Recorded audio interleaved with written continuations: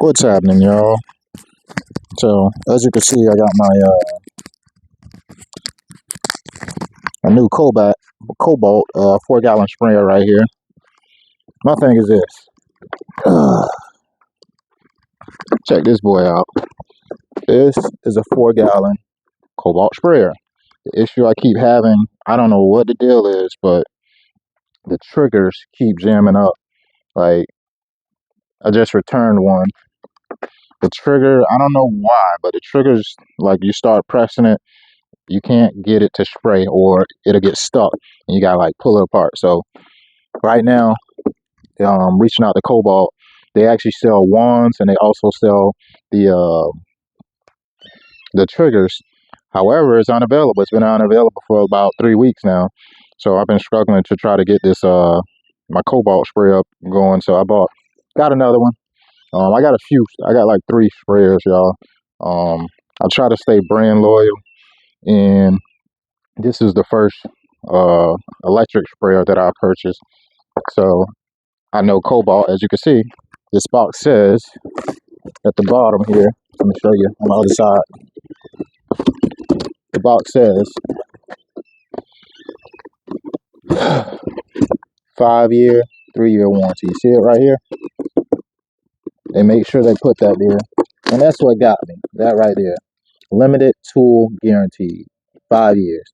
Limited battery guarantee. So 3 years on your battery, then you got 5 years if you have any malfunctions with the hardware part of it.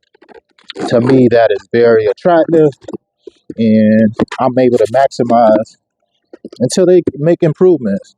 If y'all know before, if y'all look at one of my older videos, I do have the first one that they created, which is pretty disproportionate as far as the weight distribution. Like, it had all of the weight on the top part of the back, and it went in and it went back out. They probably figured that wasn't the best model, and they made improvements. This here is the version 2. Same issue I'm having with the trigger. I don't think I'm being too harsh on it. I don't know anybody else who have any issues with their triggers, but I keep having to replace my triggers. And last time, on my previous old one, the weld, see this weld right here? This weld actually came off. You see this? This came off, so I could have used like some form of metal adhesive to get it on, and this one here came off as well. It's like, bro, I ain't got time to keep fighting with these parts. So I guess that's the risk you take when you're dealing with a company that's tapping into an industry that's not primarily their scope, I would say. Yes, they make, battery powered drills and tools, but it takes time for them to perfect each one of these versions of devices. I mean, as far as tools. So I got this bad boy. This is the newest one. I'm trying to see if they made any improvements on it, because to be honest, this one here, I haven't had this one here for, I don't think I had this one for 2 years just yet. But this one right here, it almost to me, it looks identical. I don't see anything that's significantly different. Only thing that's different is it's new. Turn it to the side, it still has the metrics, as far as the 5-liter, 10-liter on this side. Still have the metrics on each side, and then on the opposite side it has the gallons, 4 gallons, 3 gallons, 2 gallons, so you can actually know exactly where you're at. What I'm going to try different about not making this thing jam up on me, I'm going to make sure I'm doing the proper maintenance, because it might be a user error where I'm not doing the proper maintenance after spraying applications, and maybe it's taken up inside the trigger or something. I don't know. Either way it go, I'm gonna continue to use my warranty, because hey, that's my right. They the one who set the standard for it. All right, so this right here, this trigger, it usually get hung up. Like, I'm gonna show you close up. So this is a brand new one, fresh out the box. This trigger right here, like when I'm pushing it down, it gets stuck. It's stuck. That's what keep happening on the other ones. So with this one, I'm going to try to make sure I'm doing my proper maintenance, using the tank cleaner, spraying out the line, cleaning it out. And I'm not going to use any type of turf paint anymore in these tanks. Because if I'm going to use turf paint, I'm going to use, maybe a hand pump, not a hand pump, but a backpack sprayer that has a pump or whatever. Because these right here, they cost too much to not use them. To have any issues. Like, this is my go-to. I don't want to swap up the versions that I'm using. Maybe I just need to change up how I'm using them and make sure I'm doing the proper maintenance. So this is going to be my new bad boy. As of right now, for this one here, I could go swap this one out right now if I wanted to, but I'm gonna be patient because everything functions on it properly. I just literally just have a damaged handle that I cannot use. So, and I need to work on being properly storing this metal wand here, because I noticed that the when I'm not storing them correctly, I start to get little indentions on them and things like that, and it affects the flow of the herbicide or whatever I'm spraying. So I got to get this together. I like to run a um, hybrid lawn applications, so I do use granular products, but I also like to spray. Until I get like a spray tank, which I need to be planning to update this by the end of this season or probably next season. I'm just trying to pace myself based off the growth. I don't want to start out with a smaller one. I've been talking to my mentor.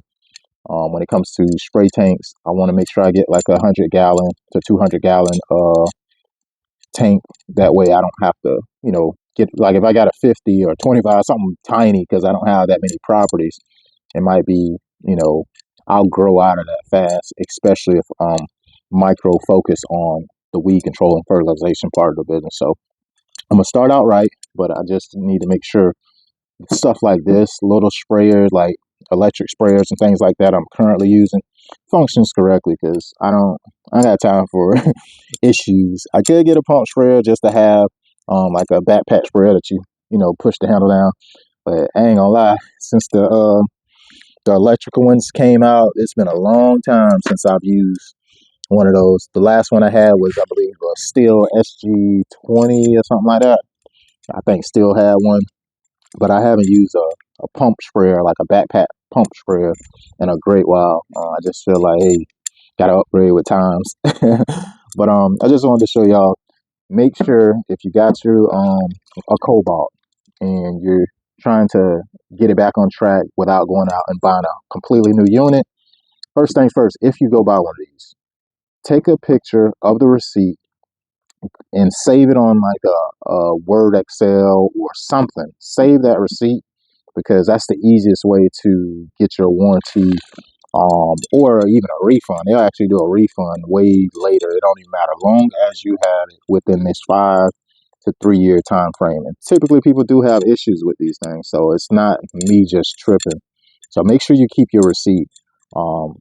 Take a picture of it, store it somewhere on your computer or something. That way, as soon as you have an issue, you can deal with it. Because that, I would say, that was a little bit of the headache initially, but luckily, based on the components being available and it being a Kobalt, they almost give you no hassle.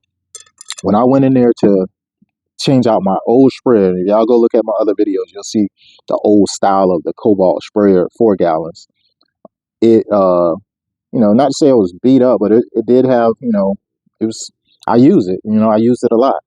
And I went in there and I told them my issue, because it still worked, guys. It still worked. It just, I could have did a better job of keeping the tank and the appearance looking clean. But he didn't care about that. He was like, what's the timeline?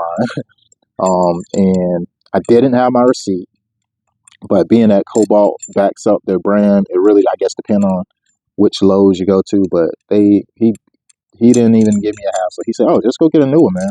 He said, leave that one right here and just go get a brand new one. You got a battery? I was like, yep, the battery's in there and it still works. He's like, okay, well, yeah, just go get a brand new one. He's like, I say, do I need to give you my license? Or he's like, no, you're good. So when you can go through that gives me a reason to continue to, try to work along with the products. Because I believe they're definitely improving. As far as if they changed up the first issue with the weight distribution, and then they changed out the wand, because if you guys don't recall, if you can, I recall correctly, the first